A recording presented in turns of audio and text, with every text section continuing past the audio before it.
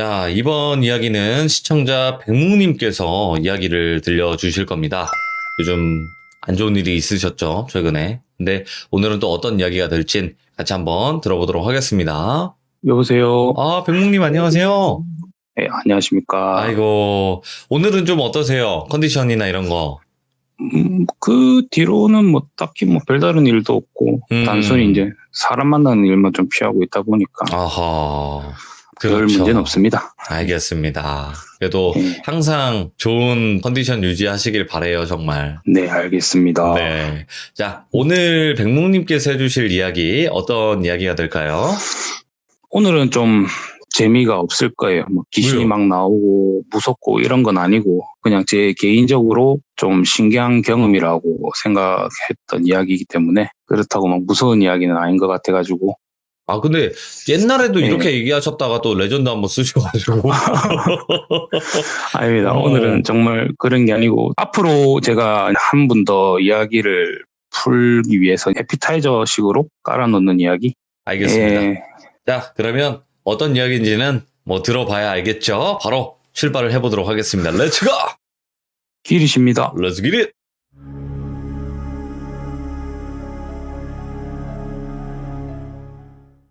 일단 때는 2010년도예요. 이게.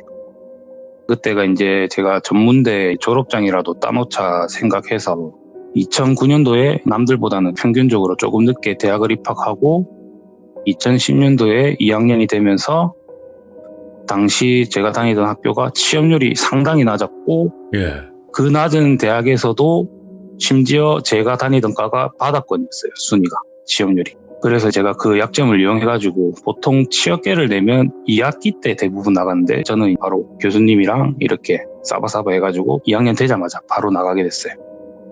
그리고 역시나 가던 곳은 오늘 내일 하던 아버지 회사로 갔고요. 근데 아무리 오늘 내일 하던 회사라도 최소한의 사람이 필요했어가지고 제가 2009년도에 자리를 비운 사이에 아버지 친구의 아들, 저랑 동갑인 남자애가 일을 하고 있었어요. 그리고 이 친구를 제가 2009년도 여름방학 때랑 겨울방학 때마다 일을 도와드리러 가면서 봤고 이 친구와 어느 정도 죽도 잘 맞고 친분도 그래서 좀 쌓여 있었어요. 네. 그리고 앞으로 이 친구를 실제 별명인 덕후라고 말할게요. 저거, 오덕할 때 그 덕후요? 예. 네. 근데 이 별명은 이 친구가 항상 애니메이션 이야기랑 쉬는 시간에 항상 애니메이션만 봤고 그리고 무엇보다도 이 친구 자체로 저한테 말하기를 자기 부모님을 제외하고는 자기 형제랑 그 누구도 자기 이름으로 부르는 게 그렇게 닭살 돋는다. 오. 자기 스스로 그렇게 불러달라 했어요. 예. 그래서 그런 거니까 뭐 비하하는 게 아니니까 좀 알아줬으면 하고요. 그렇게 다시 이야기로 돌아와가지고 2010년도 4월 정도까지인가? 그때까지는 그래도 입에 풀칠할 정도는 벌이가 됐었어요. 근데 5월부터는 또 일이 점점 줄어들더라고요. 당시 영업을 주로 하시고 남는 시간에 현장 지원을 하시던 아버지, 그리고 총무회계를 보고 있었던 저희 친누나, 그리고 현장에는 덕후와 저, 아주머니 한 분, 이렇게 총 5명 있었어요. 그리고 일거리가 줄다 보니까 일당직으로 일하셨던 아주머니가 며칠 나오고 며칠 못 나오고 이러다 보니까 6월쯤에 그만두셨던 걸로 기억을 하거든요. 그리고 그 아주머니가 그만두시고 한 달이 조금 안 됐던 시점부터 이 덕후 친구가 이상 증상을 보이기 시작하더라고요. 제가 첫 시참 때 25살 때 배달을 하다가 큰 사고를 겪을 뻔하고 그 뒤로 다시 귀신들이 자세히 보이기 시작했다고 말씀드렸는데 그 전까지는 완전히 안 보이면서 평범하게 살았던 건 아니었거든요. 이제 주변 시나 순간적으로 검은 연기 형태로 순간 싹 보였다가 사라지는 경우가 종종 있었어요. 많았어요, 그런 경우는. 하지만 너무 찰나의 순간들이었고 이제 다음에 말씀드릴 거지만 당시 이러한 것들을 또 다른 이유 하나만으로 헛것 또는 정신병으로 생각하면서 상당히 거부 반응을 제가 나타냈던 때였어요. 그런데 덕후가 어느 날부터 같이 일하고 있으면 제가 이제 주변 시로 뭔가 쓱 지나가는 그곳을 향해서 고개를 휙휙 돌리면서 흠칫흠칫 놀래는 거예요, 얘가. 그러니까 한두 번은 그냥 그러려니 했는데 아주 높은 확률로 제가 보이던 때와 방향에 맞게끔 딱 돌아보면서 흠칫거리더라고요. 그래서 제가 며칠 참다가 물어봤죠. 요즘 뭘 그리 흠칫거리냐면서. 그러니까 덕후가 요즘에 이토준지인가? 그 좀 공포과 괴기한 만화 그리시는 분, 그 네. 만화를 너무 많이 봐서 그런가 막 헛게 보이는 것 같다면서 하는 거예요. 그래서 저도 당연히 그런 거 보니까 정신 피폐해져갖고 보이는 거 아니냐고, 그런 거 그만 봐라고 말을 했고, 덕후도 그래야겠다고, 요즘 꿈자리도 계속 사납고 몸도 조금씩 안 좋아지는 것 같다면서 그렇게 말하면서 또 시간이 좀 흘러가지고 더위가 완전 절정이었던 때로 기억을 하거든요. 이제 일을 마치고 저녁에 아르바이트를 마칠 때쯤에 아버지한테 전화가 오시더라고요. 이제 덕후네에서 덕후 아버지랑 한잔 했는데 데리러 와줄 수 있냐고 물어보시더라고요. 그래서 이제 뭐 평생을 가족을 위해서 일만 하시던 아버지한테는 이게 낙이셨거든요. 이제 지인들이랑 술 한잔 하시면 택시 타고 오셔도 되는 거리인데 저를 꼭 불러갖고 지인들한테 저를 소개를 하셨어요. 이렇게 아들이 나이 먹고 내 말 잘 듣는다고, 나이 먹고도. 그런 게 유일한 낙이셨던 것 같았어요. 이제 그렇게 덕후네 집으로 가서 부모님들한테 인사드리려고 엘리베이터를 딱 타고 덕후네 집 층에서 내리자마자 뭔가 순간 음식 상한 냄새가 확 나더라고요. 진짜 이게 구토가 나올 뻔한 냄새였거든요. 근데도 아까도 말씀드렸지만 그때는 이런 쪽으로는 전혀 생각을 안 하고 있었어가지고 그냥 두 집 중에 한 집이 음식 쓰레기 버리려고 나오다가 제대로 밀봉 안 해갖고 냄새가 퍼졌다라고만 생각을 하고 코를 막고 배를 눌렸죠. 그러니까 덕후가 문을 열어주더라고요. 근데 덕후도 문을 열자마자 우억 하면서 와, 이 문 냄새고 이러면서 뒤로 물러서더라고요. 예. 그래서 이제 뒤에서 나오던 제 아버지랑 덕후 부모님들이 무슨 일이냐 하면서 나오시는데 세 분은 전혀 냄새를 못 맡으시더라고요. 그래서 저랑 덕후랑 아니 이 냄새가 안 난다고요 하면서 술을 얼마나 드셨으면 후각을 상실하셨냐고 말씀드렸지만 세 분은 오히려 저희를 보면서 얘들이 무슨 도구 소리냐라는 표정으로 무시하면서 그냥 마중을 받은 채 집으로 갔어요. 이제 그 일이 있고 며칠이 지나서부터 덕후가 좀 더 이상해지기 시작했어요. 일단 성격은 여전히 뭔지 모를 애니의 한 장면인 듯한 일본어를 외치면서 똘끼 있게 파이팅하면서 일을 하고 있었어요. 근데 얼굴이 뭔가 점점 검게 찌들어간다 해야 되나? 그러니까 검게 색칠이 돼야 된다 해야 되나? 제 눈에는 그렇게 보이기 시작하더라고요. 그리고는 또 얼마 지나지 않고부터는 이 똘끼 가득한 행동들이 점점 줄어들더라고요. 그러다가 점차 진짜 병든 닭마냥 일할 때 종종 꾸벅꾸벅 졸기 시작하더라고요. 그래서 한날은 이제 날 잡고 걱정 반 그러면서 또 그렇게 애가 막 꾸벅꾸벅 졸고 이러다 보니까 일이 늦어지다 보니까 제가 해야 될 게 많다 보니까 화난 반으로 물어봤죠. 근데 아무리 작은 회사라도 사장의 아들이고 다른 직원 한 명 있는 직원조차도 제 친누나고 그런 가족 회사에서 제가 뭐라 하게 되면 안 좋게 생각할 게 뻔하기 때문에 참다가 이제 그날도 오전에 박스 포장을 하고 있는데 꾸벅꾸벅 졸길래 그때는 제가 못 참고 말을 했어요. 야, 커담하면서 이야기 좀 하자고 하면서 밖으로 데리고 나갔죠. 그래서 물어봤어요. 요즘 무슨 일 있냐고, 왜 그리 정신 못 차리냐 물어봤어요. 그러니까 덕후가 당시 기억으로는 안 그래도 미안하다고 말하려고 했다고. 네 그 예전에 우리 집에 그 사장님 모시러 왔을 때 그 냄새 맡고 난 뒤로부터 꿈자리가 더 안 좋아지더만 요즘은 가위도 계속 눌린다면서. 오. 근데 가위 눌릴 때마다 뭔 귀신 하나가 그 하나도 아니고 한 3-4씩 나와가지고 막 내 몸 완전 막 짓눌린다면서 죽일 듯이 쳐다보면서. 그러다 보니까 무서워갖고 계속 밤을 새다 보니까 출근할 때마다 이렇게 나도 모르게 계속 폐를 끼쳤다, 그렇게 말했던 걸로 기억을 하거든요. 근데 또 저는 돌려 말했죠. 아니 일할 때 졸고 뭐 하는 거야 크게 문제가 안 되는데 그냥 네가 요즘에 너무 안 좋아 보여서 내가 이렇게 물어보는 거라고. 근데 뭔 꿈이 이상하고 가이고 귀신이냐, 아직도 그거 보냐고, 만화 이상한 거 보냐고 하니까 그 뒤로는 안 봤대요. 그래서 그럼 네 몸 안 좋은 거라고 뭐 이상하게 생각하지 말고 아버지한테 말씀드릴 테니까 유급 휴가로 해갖고 한 2-3일 건강검진받고 하루 이틀 쉬고 오라고 네. 이래 말하니까 이 친구도 정말 힘들었는지 그 다음 주 중에 한 이틀 정도 다녀왔거든요. 바로 나오는 결과에는 딱히 문제가 될 만한 게 없었고 이제 정밀 검사 같은 경우에는 시간이 좀 걸리니까 그때 가봐야 된다 했는데 그 뒤에 연락을 받았을 때도 다른 문제는 없었다 했어요. 네. 그러다 보니까 이 덕후 친구가 더욱 불안해 하더라고요. 건강상 문제가 없는데 그런 것들을 겪었다 보니까 이제 이게 진짜 실제인가 하면서 얘가 공포에 떨기 시작했거든요. 그래서 제가 최대한 기분 안 상하게 친구한테 권유를 했어요. 나쁘게 생각하지 말고 나도 불면증이 너무 심하거나 컨디션이 안 좋을 때 자주 그런 거 본다고. 그리고 그런 거를 전혀 그렇게 생각 안 하고 정신병이나 이런 걸로 생각하고 하지만 나도 도저히 감당 안 될 때는 정신과 가서 수면 유도제를 얻어서 먹는다고. 그거 효과 좋다면서. 내가 볼 때는 네가 어떤 일로 할지는 모르겠지만 무슨 일로 인해서 불면증이 온 거고 그게 며칠 가다 보니까 몸이 안 좋아져서 그렇게 된 거라고. 니도 그런 걸 안 좋게 생각하지 말고 가서 처방받아서 먹고 한 며칠 푹 자봐라고.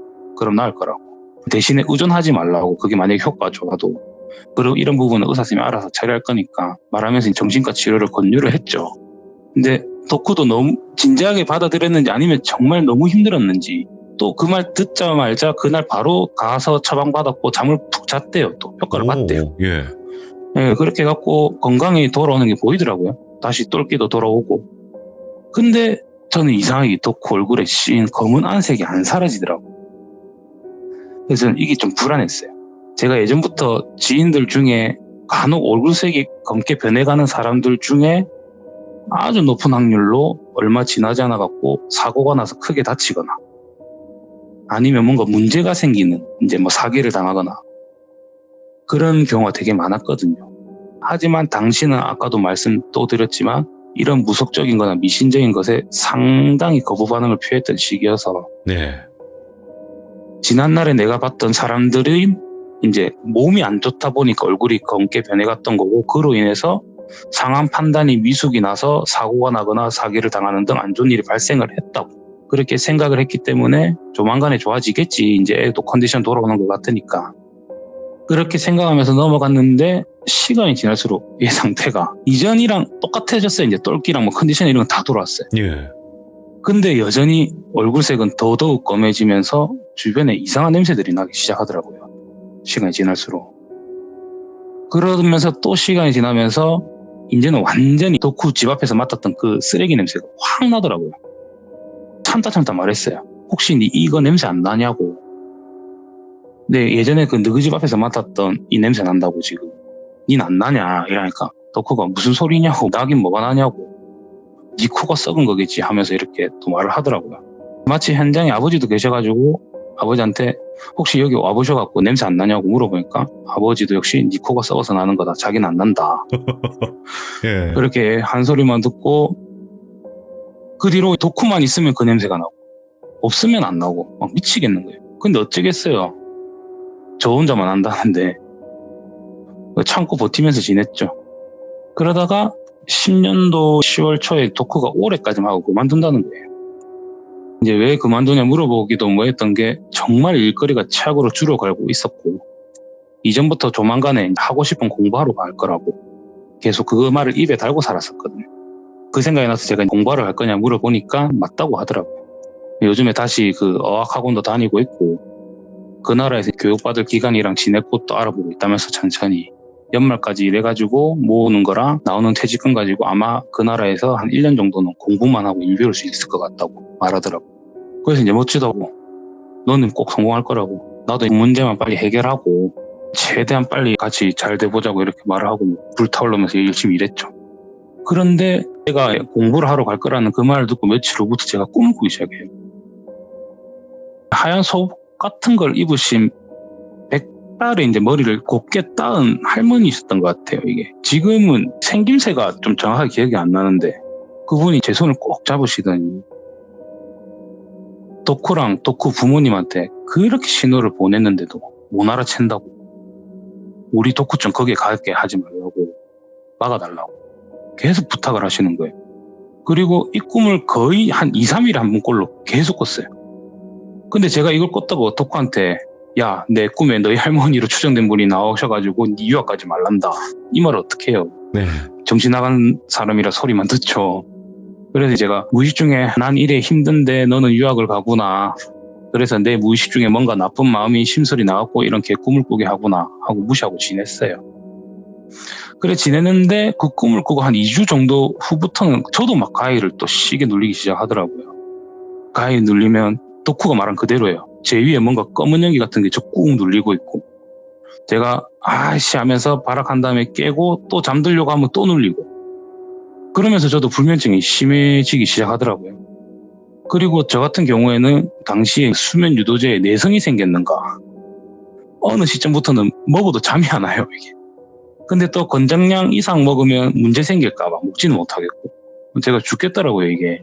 그래서 몸이 안 좋아지기 시작하니까 모순스럽게도 제가 무속적으로 생각이 치우치기 시작하더라고요. 이게. 아, 진짜인가? 뭔가 신호를 주시는 건가? 괜히 내가 말 안 했다가 덕후 문제 생기면 내가 평생 벌 받는 거 아닌가 생각이 들기 시작하더라고요. 그래도 또 아니더라고. 내가 요즘에 일을 좀 빡세게 했나 보다 해가지고 저녁에 일하는 알바만 한 일주일 쉬면 좋아지겠지 생각하고 한 일주일 정도 쉬었어요. 사장님들한테 정중히 부탁을 드리고. 하지만 여전히 나아지는 것도 없고 이제는 심지어 가위를 눌리면서 그 검은 형상이 보이면서 환청도 들려요.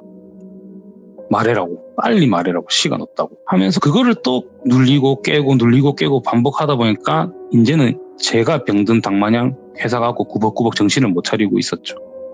그러니 이제 덕후가 저한테 나가서 커담 하러 가자고 하면서 저한테 물어보더라고. 무슨 일이 있냐고. 거기서 저도 무슨 생각이었는지 있었던 일을 전부 말했어요. 당시에는 제가 그 할머니 모습을 상세하게 설명을 드리고 꿈 내용을 이야기 드리니까 덕후는 할머니 모습을 모른대요. 자기 태어나서 얼마 안 돼서 돌아가셨다고. 그리고 그게 뭔 개꿈이냐고. 네가 요즘에 무서운 거 뭐냐. 네가 몸 안 좋은 거 같으니까 네가 일 좀 줄이고 몸 관리 좀 해라 하는데 저도 그때 또 정신이 좀 돌아왔는지 맞지 하면서 얼렁뚱땅 넘어갔고 시간이 흘러가지고 12월 중순쯤에 완전히 일이 없어졌었어요. 회사에. 그래서 이제 아버지가 회사를 정리해야겠다 말씀하시면서 원래 그 달 말까지 일하기로 했던 거를 급여를 쳐줘가지고 퇴직금이랑 같이 덕후는 중순쯤에 그만뒀고요. 이제 연말에 회식 한번 하자고 약속을 잡고 떠난 후로 덕후가 떠난 그날 그 다음 날인가부터는 제가 진짜 지옥 같은 꿈을 꾸기 시작했어요. 이게 이제 꿈 내용이 한 어촌 마을에 약간 높은 봉우리에서 제가 어촌 마을을 보면서 바다 쪽을 바라보고 있었어요. 네. 근데 저 멀리서 검은 산이 꾸물꾸물거리면서 제가 있는 쪽으로 다가오더라고요. 검은 산이. 그러면서 주위에는 엄청난 절규와 비명소리가 들리기 시작했고요. 한참을 멍하니 그걸 바라보다가 검은 산이 제한테 거의 다 다가왔을 때쯤에 보였던 장면은 진짜 지옥 같았어요. 검은 산이라고 생각했던 게 파도였고요. 그 물 사이에 빼곡히 사람들이 다 박혀 있는 거예요. 우와, 네. 그리고 그 파도가 제 앞에 바로 다가왔을 때 제 얼굴 바로 앞에는 창백하게 불어터진 얼굴을 한 덕후가 저를 엄청 원망스럽게 쳐다보고 있던 거였어요. 그 꿈을 회식하는 날까지 매일 꿨어요, 제가 그거를. 이쯤 되니까 이거 진짜 예산일 아니다 싶었지만 역시 어찌겠어요. 말하면 이상한 사람 취급받는데. 그래서 그때부터는 약을 좀 더 의사 처방 없이 제가 한 번치를 더 먹게 되고 하면서 어떻게든 버티면서 그렇게 해갖고 회식 날이 다가왔고 그날은 저희 누나부터 해가지고 아버지, 저희 어머니, 이제 덕분에 가족들 다 모여서 한 오리백숙집에서 회식을 했어요.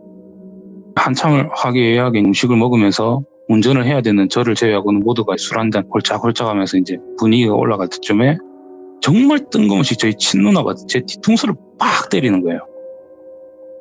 저도 물론이고 모두가 벙 쪄버렸죠. 그래서 이제 제가 누나한테 욕을 좀 섞어가면서 뭐라 했죠. 이게 뭔 GX냐고 큰 소리 내니까 누나가 두 눈에 완전 쌍심지를 키면서 내가 언제 말하나 지켜보고 있었다고. 내 참다 내가 말하게 만드냐면서 대뜸 덕후 아버님한테 아버님, 어머님께서 이렇게 생기셨고 뭐 이렇게 생기셨고 막 설명을 하는 거예요. 그러더니 덕후 아버님께서 아니 딸이 그걸 어떻게 하냐고. 아니 할머니가 요 근래에 아버님 꿈에 나오셔갖고 구유학 못 가게 해라고 말하지 않았냐고. 예. 한두 번이 아니었을 건데요. 이렇게 막 따지더라고요.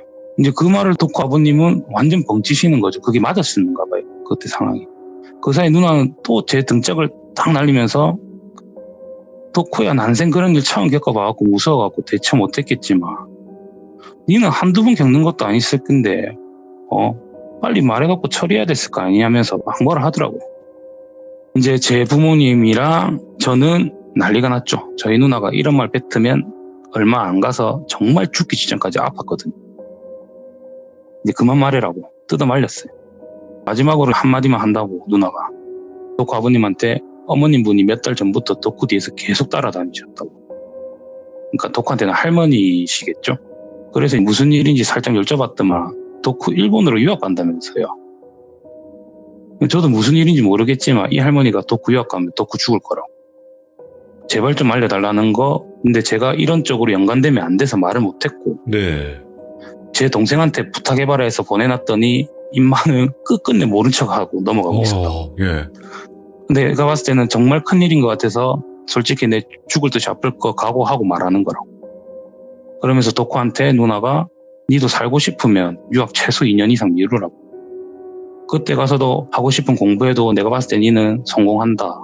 내 말 똑똑히 새겨두고 절대 가지 말라고 하면서 이제 제 부모님이 덕후 부모님한테 저희 누나가 어떤 사연을 가졌는지 설명을 드렸고, 저희 누나랑 안면에 있었지만 한 번도 보지 못했을 자신의 어머니 모습을 정확하게 표현한 누나의 말에 신뢰를 가졌나 봐요. 예. 이제 그 뒤로 회식이 끝나고 이제 덕후를 만류를 했는가 봐요. 그리고 덕후도 이상한 경험을 되게 겪었고 누나가 되게 찜찜했는지 유학 일정을 잠시 잠정 중단하고 한국에서 일본어 공부랑 애니 쪽 공부를 하면서 지내고 있었고, 저희도 뭐 이래저래 지내고 있었어요. 저는 얼마 안 가서 공익 공부를 가게 되었고요.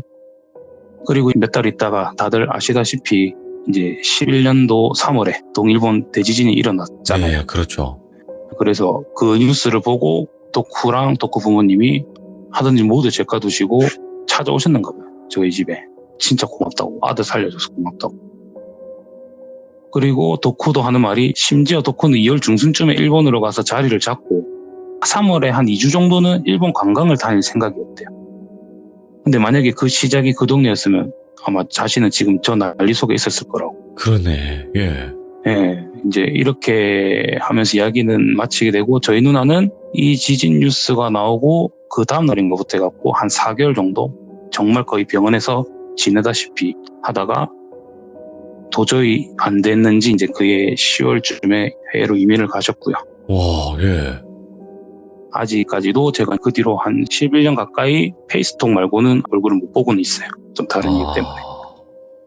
그래서 예. 친누나에 대한 이야기를 다음부터 또 조금씩 한번 해드리고 싶고. 이게 아까 검은 게 몰려왔다 그랬었잖아요. 예, 그게 아마 그거와 연관되지 않았을까. 그죠? 예, 그렇죠. 저번에 어떤 분이 시들무 하셨을 때 그거를 이제 도저히 안 되니까 제가 말 안 하고 계속 그냥 참고 있으니까 그런 장면까지 뭔가 형상화 시켜서 보여주셨나 봐요. 꿈에서. 근데 저는 이제 무지하게 그 당시에는 매우 싫어했었기 때문에 정말 거부 반응이 너무 심하게 있었던 터였던지라 저는 그냥 별 대수롭지 않게 넘어가고 있었죠, 항상. 어떻게 보면 오늘 이야기가 이제 친누님분의 이야기가 앞으로 이어질 거다라는 걸 또 말씀을 해주신 것 같긴 해요. 그렇죠. 예. 네, 근데 이제 이것도 말씀하시기 힘드셨을 거예요. 여태까지 공개는 안 하셨을 테니까. 되게 많이 숨기고 있었고, 이야기함으로써 적지 않아 뭔가 안 좋은 일도 생길 만한 것들도 좀 거르고 있었고요. 계속 이야기하면서. 그리고 항상 의문점을 제가 제시하듯이 던졌듯이 저희 집에는 뭐가 못 들어온다라고 계속 네. 뭔가 계속 그런 식으로 의문을 던졌던 부분이 누나 이야기를 하면서도 풀릴 거고요. 그런 부분에 대해서 좀 많은 걸 갖고 있는데, 그래서 요즘에 누나랑 되게 많은 이야기를 하고 있는데 네네. 조금 걸을 거는 거르고 이런 것들은 좀 정리를 하고는 있거든요. 이제 서로 안부 물으면서. 누나도 막 왜 해외에서 그 역병도 걸려가지고 막 그런 아이고. 이유 때문에 조금 그런 핑계 대면서 이제 자주 연락하면서 하다 보니까 이야기는 정리 중에 있습니다. 그래가지고 알겠습니다. 최대한 네. 팩트로 해가지고 네. 이야기를 한번 해보려고 합니다. 네, 앞으로도 잘 부탁드리고요. 항상 백묵님과 그리고 또 새롭게 등장하실 또 친누님분도 계신데 좋은 일들만 제발 좀. 그 뒤로는 정말 일이 없어요. 그러니까 힘든 일들을 많이 겪어오셨으니까 이제 앞으로는 힘든 일 없이 계속 쭉 좋은 일들만 가득했으면 좋겠어요. 진짜로. 예. 아유, 좋은 말씀 감사합니다. 아우, 감사합니다. 고맙습니다, 백묵님. 예, 감사합니다. 네. 드디어 친누님분의 이야기가 시작이 될 것 같습니다. 정말 많은 이야기들이 있다고는 하셨고, 어떻게 보면 저랑 또 이야기를 좀 많이 나눴었어요. 이제 친누님분의 이야기를 해야 될까 말아야 될까, 그리고 친누님분과 이야기를 좀 나누면서 허락도 받아야 되는 부분이 있다 보니까, 그래서 결국에는 이제 허락을 해주셨고, 이야기를 많이 들려주실 것 같아요. 백묵님과 또 친누님분 많은 응원 부탁드리도록 하겠습니다. 시청해주신 모든 분들 감사드립니다. 고맙습니다.